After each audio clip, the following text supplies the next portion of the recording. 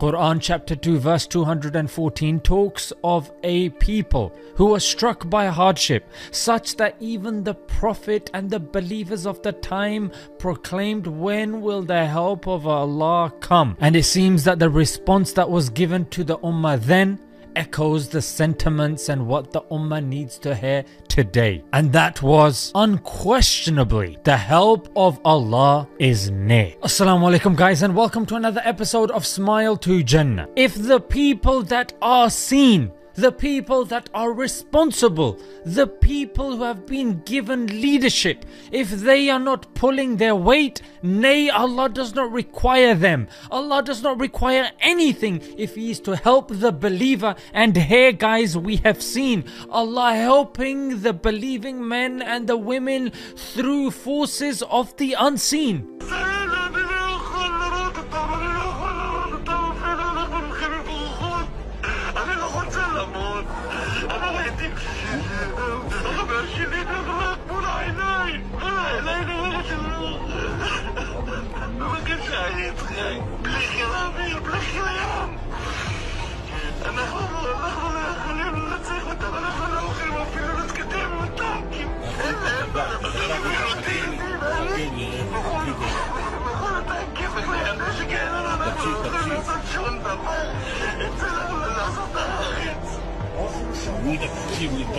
תקשיב לי טוב ותדגע. תרגיע אותי בבקשה, כי צריך אתה לא רואה מה שאני רואה.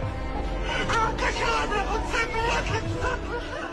Belief in the unseen is a major component of Islam. For instance, believe in Allah, believe in the angels, believe in the jinn, believe in heaven, believe in hellfire, and believe in predestination, that Allah knows what is going to happen in the future. Nothing is out of the knowledge of Allah subhanahu wa ta'ala. However, in this materialistic and atheistic world, belief in the unseen is something that we forget. No matter how strong our faith may be, our trust becomes on the means rather than the creator of the means, rather than the facilitator of the means, rather than the one that has power over the means, Allah subhanahu wa ta'ala. Indeed, we are told by our elders using many analogies such that it is not the fire that burns without the permission of Allah, it is not the medicine that cures without the permission of Allah. Nay, we have seen many cases and instances where medicine, despite being taken in the right proportion at the right time, has had absolutely no effect. That's because the effect comes from Allah subhanahu wa ta'ala. Everything that we see around us, and that is why we should invoke Allah, and that is why we have books filled with invocations and supplications to Allah subhanahu wa ta'ala, that we need to make sure He is an integral part of our life, because it is indeed Allah that makes the possible impossible and the impossible possible. And what is that condition? You have to be righteous. وَهُوَ يَتَوَلَّى الصَّالِحِينَ. And Allah is the guardian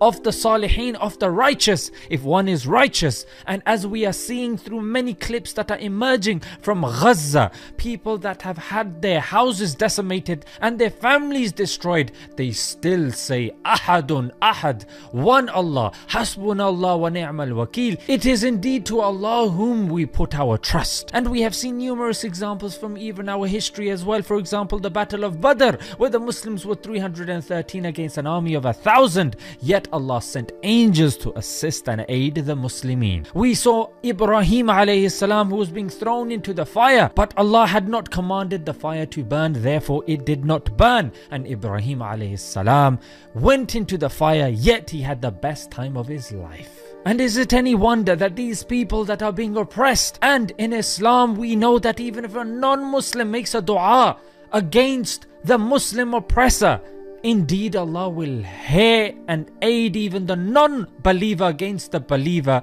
Why? Because oppression is not something Allah likes. And now when we see our leaders standing by and watching our brothers and sisters be massacred, Allah is not in need of you people. You are in need of Allah. For wallahi, for our leaders, I fear for them. I fear for what they will go through in this world and in the hereafter as well. And that is why when Khilafat was given to Abu Bakr radiallahu anh, he did not want it and he tried to avert it as much as possible. And same with our other leaders of the past like Umar bin Abdul Aziz and the likes. And that is why when our brothers and sisters supplicate, and that is why when our Gazan brothers and sisters supplicate, chapter 3 verse 5 comes to mind, where Allah subhanahu wa ta'ala says, in the heavens and in the earth, nothing is hidden from Allah. Allah is seeing everything that is happening and taking place. And that is why scores of people are accepting Islam just by seeing the resolve